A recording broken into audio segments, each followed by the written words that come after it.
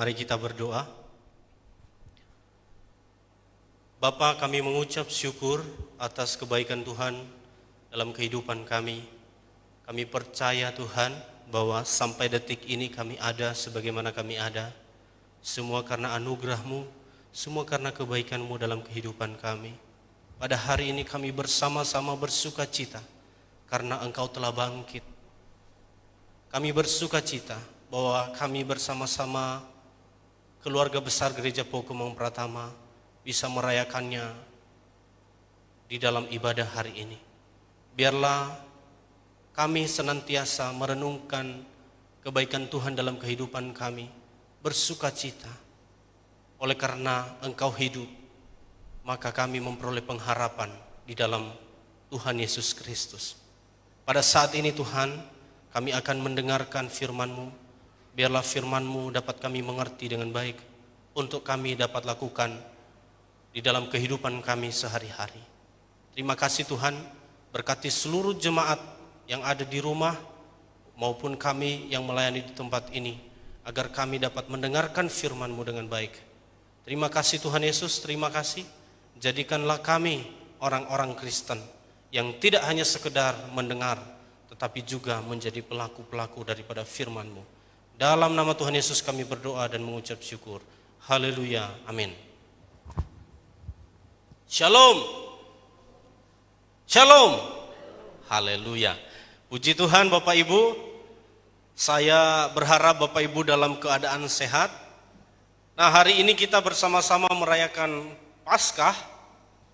Walaupun ini kita rayakan dalam ibadah live streaming atau ibadah online, tetapi saya berharap sukacita kita tidak dipengaruhi oleh hal itu. Amin. Sukacita kita tidak dipengaruhi oleh apapun juga, tetapi hari ini kita bersukacita oleh karena Tuhan Yesus telah bangkit. Bapak Ibu yang dikasihi Tuhan, mari kita bersama-sama membuka Alkitab kita dalam kitab Kolose pasal 3. Kolose pasal 3 ayat 1 sampai ayatnya yang keempat. Kolose pasal 3 ayat 1 sampai ayatnya yang keempat. Kolose pasal 3 ayat 1 sampai ayat yang keempat. Saya akan membacakan. Karena itu, kalau kamu dibangkitkan bersama dengan Kristus, carilah perkara yang di atas, di mana Kristus ada, duduk di sebelah kanan Allah. Pikirkanlah perkara yang di atas, bukan yang di bumi. Sebab kamu telah mati dan hidupmu tersembunyi bersama dengan Kristus di dalam Allah. Apabila Kristus yang adalah hidup kita menyatakan diri kelak, kamu pun akan menyatakan diri bersama dengan Dia dalam kemuliaan. Bapak Ibu yang dikasihi Tuhan, tema pada hari ini yaitu kebangkitannya membarui cara hidup. Kebangkitannya membarui atau memperbaharui cara hidup. Nah, Bapak Ibu yang dikasihi Tuhan, ini bukan kali pertama kita merayakan Paskah. Ya, saya percaya sejak kalau kita lahir dari keluarga Kristen, sejak kita kecil, kita sudah mengikuti Paskah. Ya. Nah, Bapak Ibu yang dikasihi Tuhan, sesuai dengan tema pada hari ini yaitu kebangkitannya membarui cara hidup. Kebangkitannya sudah jelas, hari ini dia bangkit. Nah, hari Jumat kemarin kita memperingati kematian Tuhan Yesus di atas kayu salib. Hari ini dia bangkit. Tetapi di dalam tema ini ada satu hal yang menarik, yaitu kebangkitannya memperbaharui cara hidup kita. Ya. Maksudnya apa? Dengan kebangkitan Yesus, kita mengalami transformasi dalam kehidupan kita. Nah, saudara-saudara yang dikasihi Tuhan, kalau kita mempelajari kitab Kolose ini adalah sebuah kota di Asia Kecil, sebelah timur kota Efesus ya. Nah, yang menarik di sini adalah penulisnya adalah Paulus sendiri. Namun bukan Paulus yang mendirikan jemaat di Kolose ini. Ya, tetapi ketika ia mengutus pekerja-pekerja dari Efesus, ibu kota sebuah provinsi Roma di Asia Kecil, ia merasa bertanggung jawab juga atas jemaat di Kolose itu. Nah, Paulus sudah menerima berita bahwa di dalam jemaat itu ada guru-guru yang mengajar dalam ajaran-ajaran yang salah. Ini yang menjadi persoalan di dalam kitab Kolose ini. Bahwa ada banyak orang-orang yang memberikan pengajaran-pengajaran palsu kepada jemaat ini. Ya. Salah satunya yang paling menonjol pada saat itu adalah tentang ajaran Gnostik. Ya. Ajaran Gnostik yang lebih mengutamakan segala ilmu pengetahuan, lebih mengutamakan kemampuan daripada manusia. Tidak lagi mengandalkan Tuhan. Nah, saudara-saudara yang dikasihi Tuhan, guru-guru itu pada waktu itu berkeras bahwa mengenal Allah dan diselamatkan dengan sempurna, orang harus menyembah roh-roh yang menguasai dan memerintah semesta alam. Itu yang menguasai mereka pada saat itu, bahwa ada guru-guru palsu yang mengajarkan bahwa roh-roh yang menguasai alam semesta ini kita harus sembah itu. Nah, saudara-saudara yang dikasihi Tuhan, di samping itu juga, kata guru-guru itu, guru-guru palsu itu, bahwa orang harus taat dan menjalankan peraturan-peraturan yang ada dalam roh-roh yang menguasai pemerintahan itu, dan sebagainya. Sehingga Bapak Ibu, surat Paulus kepada jemaat di Kolose ini ditulis untuk mengemukakan bahwa ajaran Kristen yang benar dan menentang ajaran-ajaran yang salah yang diajarkan oleh guru-guru palsu pada saat itu. Ini sebenarnya tugas daripada hamba-hamba Tuhan, para pendeta, dan para pelayan-pelayan Tuhan yang lain, dan juga sebagai orang Kristen, kita yang percaya kepada Tuhan, bahwa jika ada pengajaran-pengajaran palsu atau guru-guru palsu, kita punya hak untuk mengemukakan dan menantang ajaran-ajaran yang salah itu. Nah, ini yang menarik Bapak Ibu. Nah, kalau kita pelajari di dalam perjanjian lama, Paskah pada perjanjian lama yaitu merupakan peringatan atas keluarnya bangsa Israel dari tanah Mesir. Itu di dalam perjanjian lama. Tetapi dalam perjanjian baru, peristiwa ini yaitu Tuhan Yesus bangkit dan kita diselamatkan di dalam Kristus. Orang Kristen tidak memperingati lagi simbol-simbol yang ada dalam perjanjian lama itu, melainkan kita memperingati Paskah di mana Tuhan Yesus bangkit dari antara orang mati. Nah, saudara-saudara yang dikasihi Tuhan, kita kembali kepada ayat yang kita bahas pada saat ini, yaitu yang pertama. Kalau tadi temanya kebangkitannya membarui cara hidup, saya kasih poin yang pertama, yaitu bahwa Yesus telah bangkit. Di ayat yang pertama, karena itu kalau kamu dibangkitkan bersama-sama dengan Kristus, kita dibangkitkan bersama-sama dengan Kristus. Begitu luar biasanya. Pada hari Jumat yang lalu dia mati di atas kayu salib, tetapi hari ini dia bangkit. Dan dikatakan oleh firman Tuhan di sini bahwa kalau kamu dibangkitkan bersama-sama dengan Kristus. Saya tidak terlalu banyak membahas soal bagaimana Tuhan Yesus bangkit. Sudah dikhotbahkan berkali-kali Bapak Ibu. Dan Bapak Ibu mungkin pasti tahu tentang kebangkitan Tuhan Yesus. Bapak Ibu bisa baca di kitab Matius, Markus, Lukas, atau Yohanes. Bapak Ibu bisa baca di situ. Bagaimana kisah Tuhan Yesus bangkit dari antara orang mati. Tetapi hal pada saat ini saya mau menekankan kepada kita, yaitu yang kedua, bahwa dikatakan di situ, carilah perkara yang di atas di mana Kristus ada. Di ayat 2. Pikirkanlah perkara yang di atas, bukan yang di bumi.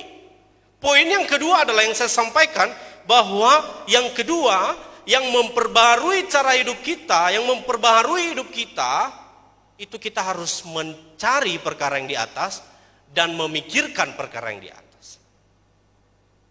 Nah Bapak Ibu, saudara yang dikasihi Tuhan, ayat ini tidak menunjukkan bahwa ketika kita sudah ada di bumi ini, kita nggak perlu lagi pikirkan soal keperluan kita di bumi. Lah padahal kita masih tinggal di bumi ini. Bukan seperti itu Bapak Ibu. Ayatnya ada di pasal 2 ayat 18. Saya bacakan. Janganlah kamu biarkan kemenanganmu digagalkan oleh orang yang pura-pura merendahkan diri dan beribadah kepada malaikat, serta berkanjang pada penglihatan-penglihatan dan tanpa alasan membesar-besarkan diri oleh pikirannya yang duniawi. Ayat 19, sedang ia tidak berpegang teguh kepada kepala, dari mana seluruh tubuh yang ditunjang dan diikat menjadi satu oleh urat-urat dan sendi-sendi menerima pertumbuhan ilahinya. Di sini sebenarnya ada sebuah masalah Bapak Ibu yang terjadi, yaitu bahwa pada saat itu ada orang-orang yang pura-pura merendahkan diri dan beribadah. Ini dipengaruhi oleh pengajaran-pengajaran palsu tadi. Ya, salah satu ajarannya itu gnostik ini. Seakan-akan mereka itu menyembah Tuhan padahal tidak. Mereka datang beribadah, tetapi pura-pura merendahkan diri dan beribadah kepada malaikat. Ini yang ditentang oleh Paulus pada saat itu, bahwa setiap orang Kristen harus sungguh-sungguh dalam beribadah. Oleh sebab itu Paulus ingin mengajarkan kepada jemaat di Kolose, carilah perkara yang di atas. Saudara-saudara yang dikasihi Tuhan, hari ini kita beribadah oleh karena apa? Supaya kita memuliakan Tuhan. Bukan untuk kesenangan kita pribadi. Tujuan utamanya adalah kita beribadah untuk Tuhan. Nah, kadang-kadang orang-orang Kristen pada zaman ini salah mengertikan hal ini Bapak Ibu. Kadang-kadang tanpa sadar ini terjadi juga dalam kehidupan kita beribadah. Pura-pura merendahkan diri di hadapan Tuhan. Ada firman Tuhan juga yang berkata bahwa mulut mereka memuji aku, tetapi hatinya jauh daripadaku. Nah, saudara-saudara yang dikasihi Tuhan, yang kedua tadi, bahwa cari dan pikirkan perkara yang di atas di mana Kristus ada. Yang pertama adalah bahwa hal ini menjelaskan kepada kita bahwa kita harus menyelaraskan pikiran kita dengan Kristus. Kita harus bisa mengidentifikasi pikiran kita itu apakah sama dengan pikiran Kristus.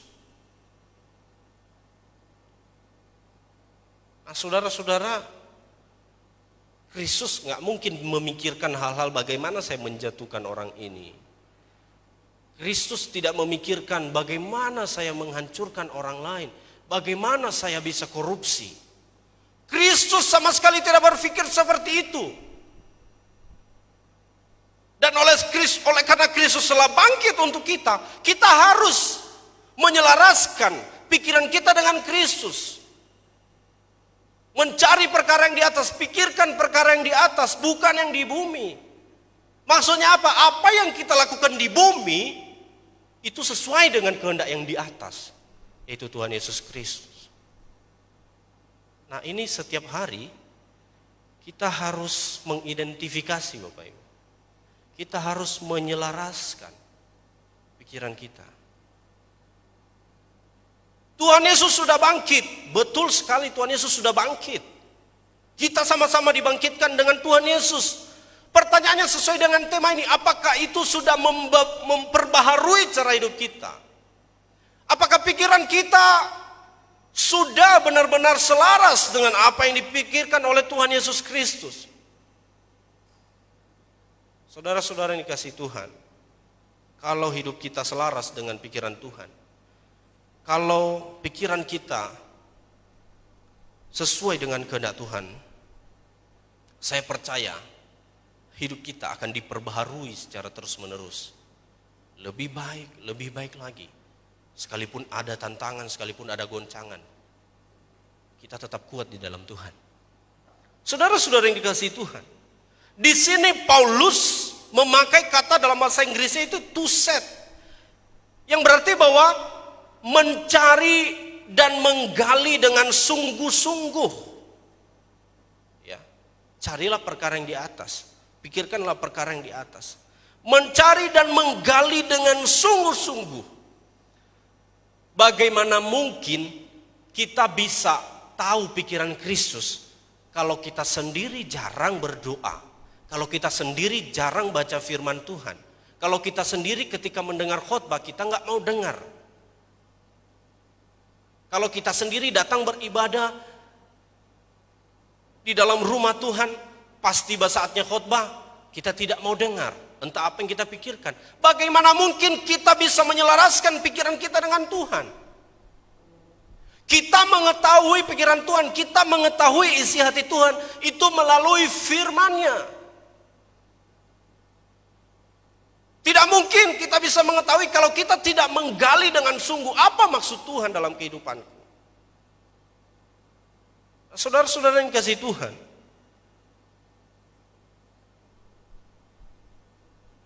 juga di dalam gereja. Bagaimana gereja bisa menyelaraskan pikiran dengan Kristus? Yaitu dengan pengajaran dalam gereja harus sesuai dengan pengajaran yang diajarkan oleh Tuhan Yesus Kristus. Pengajaran di luar daripada pengajaran Tuhan Yesus itu sesat. Jelas Bapak Ibu. Kalau ada orang yang mengajarkan pengajaran di luar daripada pikiran Kristus, di luar daripada Alkitab ini, itu ajaran sesat. Makanya Bapak Ibu, setiap pendeta-pendeta itu harus belajar sekolah teologi. Selain belajar sekolah teologi, juga harus belajar sendiri dari rumah. Jangan sampai para pendeta-pendeta juga hamba Tuhan bukan lulus dari sekolah teologi tetapi lolos. Ya. Soalnya ada beberapa yang menangis ketika di wisuda bukan karena lulus, tapi puji Tuhan saya lolos dari segala perilaku-perilaku. Nah saudara-saudara yang dikasihi Tuhan, makanya dibutuhkan di dalam gereja itu harus memiliki pengajaran-pengajaran yang benar. Sinode manapun itu, denominasi manapun itu, dia harus memiliki pengajaran yang benar sesuai dengan kehendak Kristus. Kenapa? Di Alkitab tidak dituliskan sinode mana yang masuk surga nanti, nggak ada. Di Alkitab tidak ada sinode mana GBI, GKI, nggak ada. Yang masuk surga adalah orang percaya kepada Tuhan Yesus yang mengikuti kehendaknya, yang melakukan sesuai dengan firman Tuhan. Maka tidak ada kompensasi kepada orang-orang yang tidak melakukan kehendaknya. Maka di sini kita diajarkan oleh Paulus bahwa kita harus menyelaraskan pikiran kita dengan Kristus. Pengajaran di dalam gereja harus sesuai dengan pikiran Kristus. Yang berikutnya adalah tentang mencari dan memikirkan perkara yang di atas ini adalah wujud nyata dalam perubahan hidup, yaitu transformasi. Ya. Jadi dikatakan tadi di ayat kedua, pikirkanlah perkara yang di atas bukan yang di bumi. Ya. Sebab kamu telah mati dan hidupmu tersembunyi bersama dengan Kristus dalam Allah. Wujud nyata daripada pikiran kita, wujud nyata daripada kita mencari kehendak Allah itu, di dalam menyelaraskan pikiran kita dengan Kristus, ada wujud nyata di dalam perubahan hidup kita, ada transformasi. Sesuai dengan tema, membarui cara hidup. Jangan sampai kita dari dulu ya begitu-begitu saja. Tidak ada perubahan. Ini bukan dalam arti perubahan fisik ya Bapak Ibu ya. Kalau perubahan fisik itu beda lagi. Saya nggak mau bahas itu. Ini berbicara tentang bagaimana kerohanian kita. Ya. Ada transformasi dalam kerohanian kita. Ketika kita percaya dengan Tuhan Yesus, semakin hari semakin diperbaharui oleh Tuhan. Harusnya manusia itu semakin hari semakin baik. Ketika dia jatuh, dia bangkit lagi dan dia tidak melakukan hal yang sama dan terus maju lagi, terus maju. Saya percaya itu yang akan terjadi dalam kehidupan kita kalau kita benar-benar menyelaraskan pikiran kita dengan Tuhan. Bapak Ibu yang bekerja, Bapak Ibu bekerja untuk apa? Untuk pamer.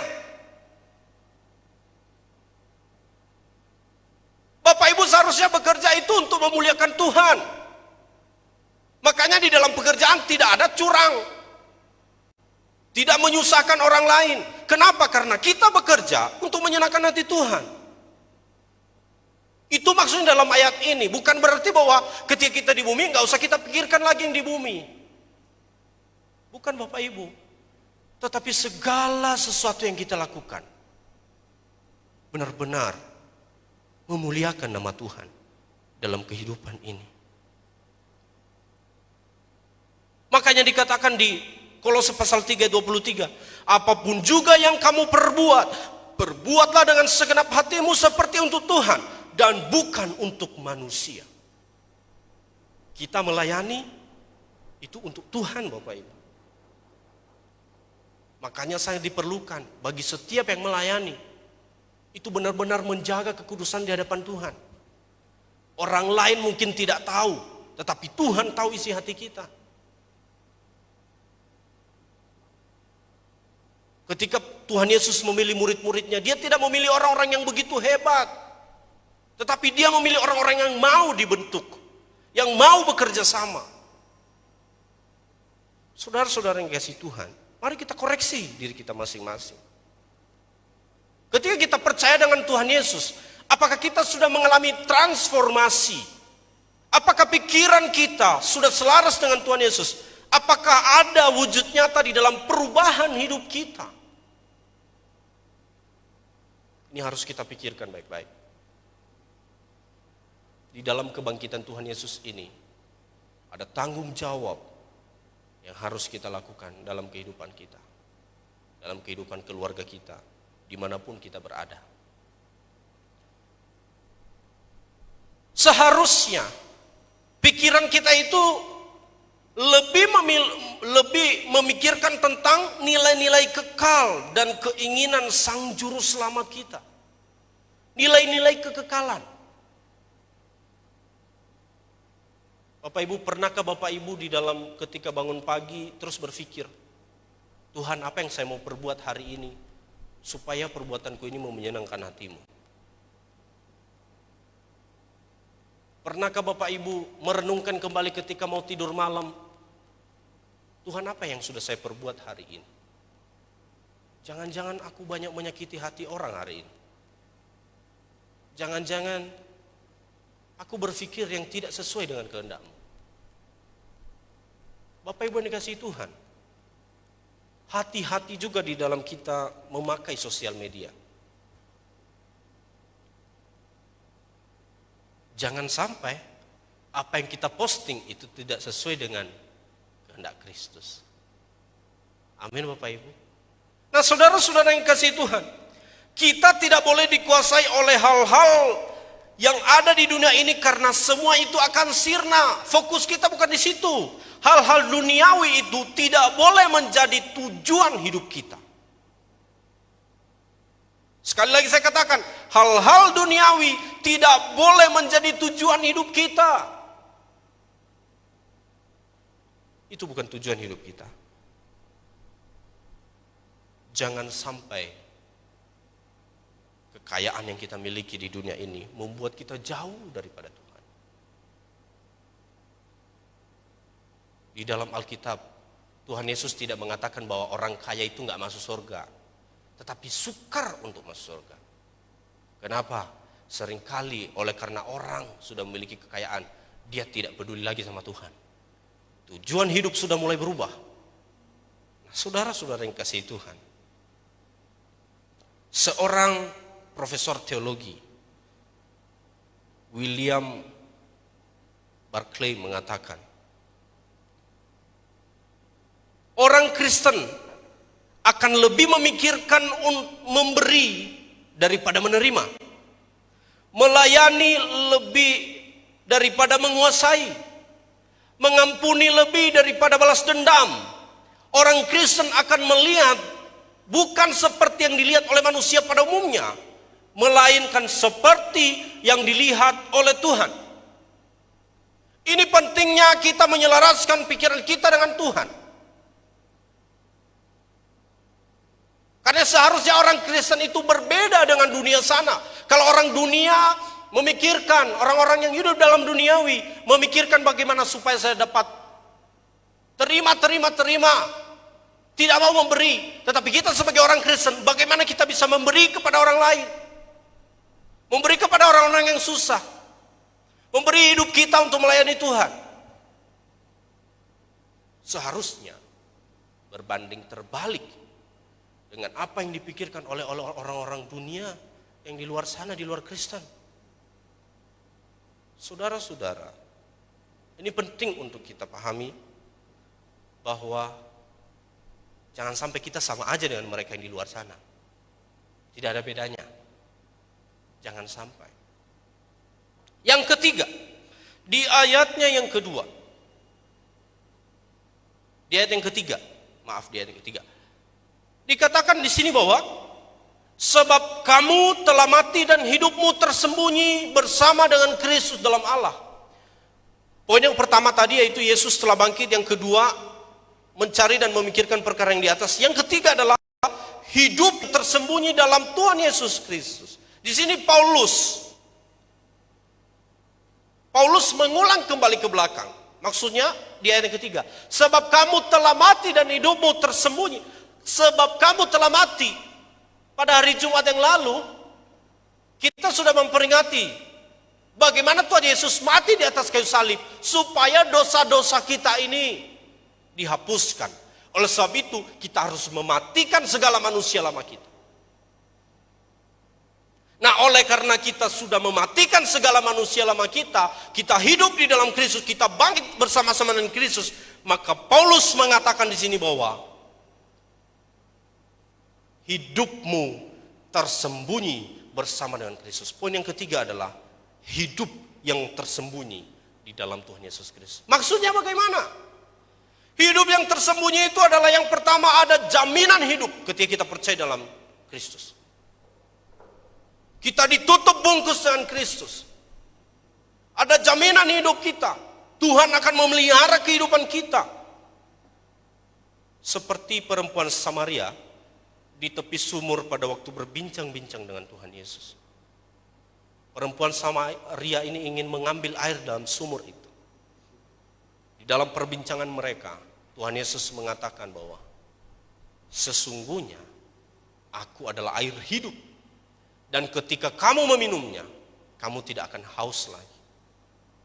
Ini menunjukkan bahwa ketika kita percaya kepada Tuhan Yesus Kristus, ada suatu jaminan kehidupan kita. Ketika kita minum air hidup itu, kita tidak akan kehausan lagi. Suatu sukacita yang besar, sukacita yang luar biasa dalam kehidupan kita ketika kita percaya dengan Tuhan Yesus. Ketika kita menerima Tuhan Yesus sebagai juru selamat dalam kehidupan kita. Tuhan menjamin kehidupan kita. Tapi jangan sampai kita salah artikan hal ini Bapak Ibu. Kita harus ingat juga baik-baik bahwa ketika kita percaya kepada Tuhan Yesus, bukan berarti meniadakan segala penderitaan yang ada di bumi ini. Tapi Tuhan berjanji, Dia akan menjadi air hidup. Dan ketika kita meminum, kita tidak akan haus lagi. Yang kedua, di sini ada pengamanan dan perlindungan dalam Kristus. Hidup yang tersembunyi dalam Kristus, ada pengamanan, ada perlindungan di dalam Kristus. Di dalam Yohanes, saya akan membacanya. Di dalam Yohanes, mungkin bisa ditampilkan juga di layar. Yohanes pasal 10, Yohanes pasal 10 ayat 27 sampai ayat 29. Yohanes pasal 10 ayat 27 sampai ayat 29. Saya akan bacakan. Domba-dombaku mendengarkan suaraku, dan aku mengenal mereka dan mereka mengikut aku. Dan aku memberikan hidup yang kekal kepada mereka, dan mereka pasti tidak akan binasa sampai selama-lamanya. Dan seorang pun tidak akan merebut mereka dari tanganku. Bapakku yang memberikan mereka kepadaku lebih besar dari siapapun, dan seorang pun tidak dapat merebut mereka dari tangan Bapa. Bapak Ibu yang dikasihi Tuhan, jangan pernah meragukan Kristus. sekalipun banyak tantangan. Dikatakan di sini bahwa aku memberikan hidup yang kekal kepada mereka. Mereka tidak akan binasa. Dan tidak ada seorang pun yang bisa merebut mereka dari tangan. Ini luar biasanya Tuhan, Bapak Ibu. Bahwa ketika kita percaya kepada Tuhan, Tuhan tidak akan pernah membiarkan kita sendiri apapun masalah yang sedang kita hadapi. Kalau orang-orang di sekitar kita, sahabat-sahabat kita, mungkin bisa meninggalkan kita, mengecewakan kita, Tuhan tidak pernah mengecewakan kita dalam hidup ini.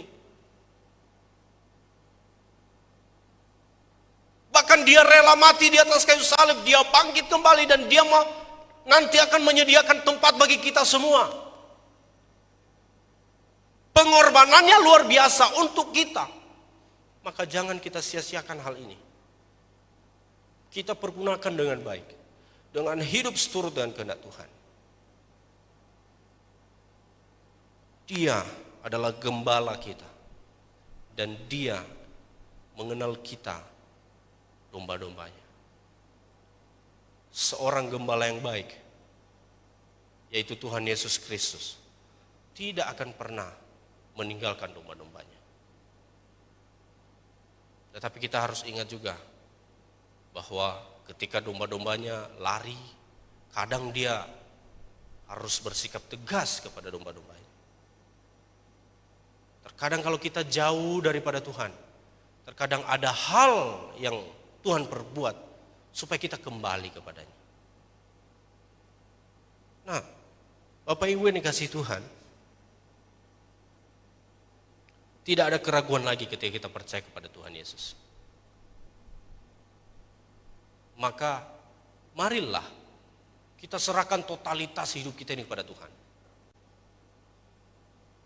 Maka saya percaya dalam kondisi apapun yang kita alami, apapun masalah yang kita hadapi, badai yang kita hadapi, di situ ada perlindungan yang nyata.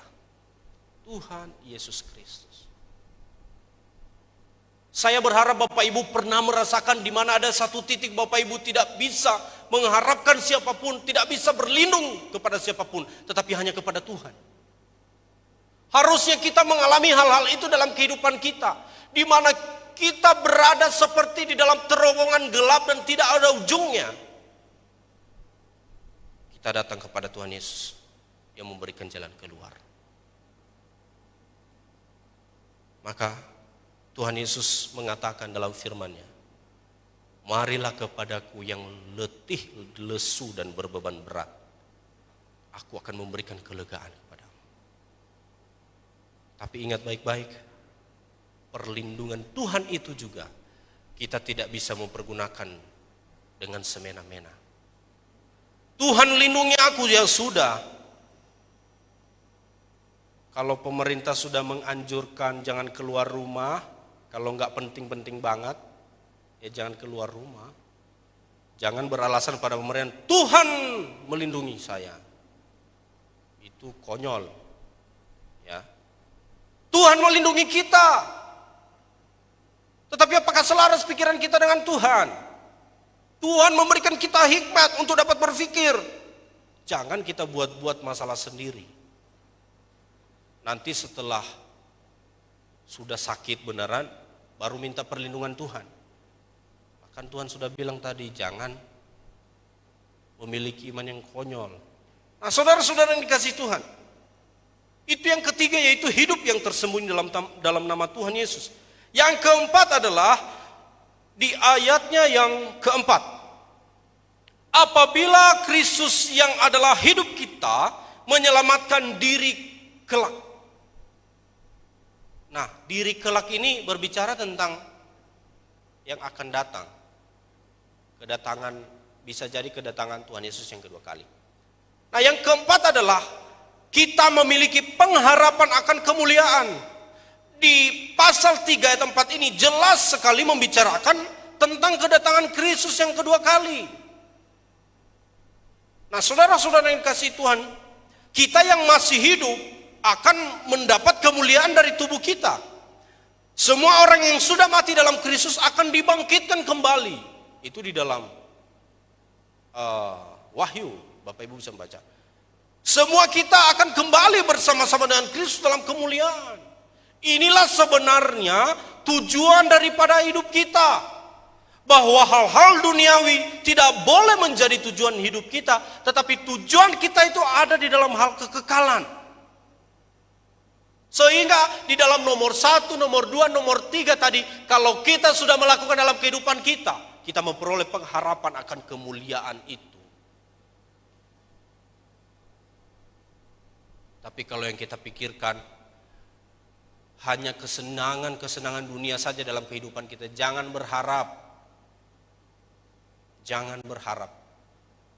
kita akan memiliki pengharapan akan kemuliaan itu. Bapak Ibu yang dikasihi Tuhan,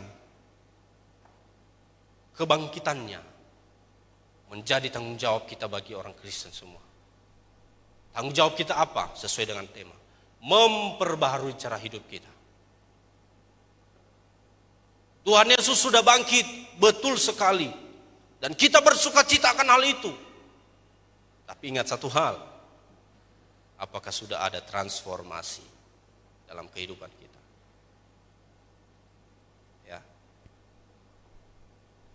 Saya berharap kita belajar semua, seluruh jemaat, para pengerja, para pendeta, terus belajar mentransformasi hidup. Terus belajar memperbaharui hidup kita ini. Walaupun seringkali kita jatuh, kita bangun lagi. Kita jatuh, kita bangun lagi. Karena ekspektasi kita harusnya jalan mulus-mulus saja, tetapi realitanya tidak seperti itu. Terkadang kita harus dibawa ke dalam jurang yang paling dalam, dan kita bangkit lagi. Itulah perjalanan hidup orang Kristen. Tetapi justru di dalam semua apa yang terjadi dalam kehidupannya, dia mengandalkan Tuhan, dan terjadi transformasi di dalam kehidupannya. Seorang bayi yang baru lahir, sampai dia besar tidak mungkin dia hanya digendong terus. Dia belajar sampai umur 1-2 tahun dia mulai belajar berjalan. Atau mungkin belum setahun sudah mulai belajar berjalan. Ibu-ibu pasti tahu yang sudah punya anak. Ya. Harusnya iman kita kepada Tuhan Yesus seperti itu. Ketika kita masih baru percaya kepada Tuhan Yesus, kita masih merangkak. Kita masih belum mengetahui secara pasti tentang apa yang harus saya lakukan dalam kehidupan kita. Tetapi setiap hari kita belajar. Dan akhirnya anak kecil ini bisa jalan. Bisa lari kemana-mana, bahkan bisa naik sepeda. Seharusnya dalam kehidupan kita orang Kristen juga demikian. Jangan sampai kita sudah menjadi, umur kita sudah menjadi tua, tapi kerohanian kita seperti anak kecil. Seharusnya bertambah umur kita terus belajar. Setiap hari kita belajar mentransformasi hidup kita ini. Kita terus mengidentifikasi apa yang sudah saya lakukan hari ini, apa yang sudah saya lakukan minggu ini. Mengidentifikasinya supaya kita belajar untuk tidak melakukan hal yang tidak sesuai dengan kehendak Tuhan pada masa lalu. Dan ke depannya kita melakukan hal yang baik sesuai dengan kehendak Tuhan. Biarlah kebangkitan Kristus ini kita tidak sia-siakan dalam kehidupan kita. Makanya Paulus mengatakan, kerjakanlah keselamatanmu. Kita sudah diselamatkan oleh Tuhan. Dan kita punya tanggung jawab untuk melakukan hal-hal yang sesuai dengan kehendak Tuhan. Biarlah firman ini dapat memberikan kekuatan kepada kita. Buat jemaat Gereja Pukumum Pratama, bahkan mungkin ada di luar jemaat yang menonton live streaming ini. Ingat, kita punya tanggung jawab untuk melakukan kehendak Allah. Di luar daripada sukacita yang kita rasakan hari ini oleh kebangkitannya, ada tanggung jawab yang harus kita lakukan. Tapi percayalah, tanggung jawab itu tidak berat. Karena Tuhan bersama-sama dengan kita di dalam kita menjalani kehidupan ini. Tuhan memberikan perlindungan, Tuhan memberikan jaminan dalam kehidupan kita. Amin buat firman Tuhan. Mari kita berdoa. Bapa kami di surga, dalam nama Tuhan Yesus Kristus, kami mengucap syukur buat firman Tuhan yang telah kami dengarkan bersama-sama. Mengajarkan kami dan menyadarkan setiap kami untuk berpikir hal-hal yang sesuai dengan kehendak Kristus. Mencari perkara yang di atas, memikirkan perkara yang di atas. Dan kami percaya ya Tuhan, kematian-Mu di atas kayu salib sudah menyelamatkan kami. Dan hari ini Engkau bangkit, menjadi sukacita yang besar dalam kehidupan kami. Tetapi ada tanggung jawab yang harus kami lakukan. Tapi kami tidak takut Tuhan. Sekalipun ada banyak tantangan dalam kehidupan kami ketika kami mengandalkan Tuhan. Kami percaya Tuhan perlindungan kami, Tuhan perisai kami, Tuhan yang menjadi jaminan hidup kami. Terima kasih Tuhan atas kebaikan-Mu. Ampunilah kami ya Tuhan, jikalau kami sering melakukan hal-hal yang tidak sesuai dengan kehendak-Mu.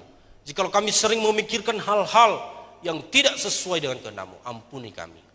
Kami mau berubah, kami mau mentransformasi diri kami sesuai dengan kehendak-Mu ya Tuhan. Terima kasih Tuhan atas kebaikan-Mu. Hanya di dalam nama Tuhan Yesus kami berdoa dan mengucap syukur. Haleluya.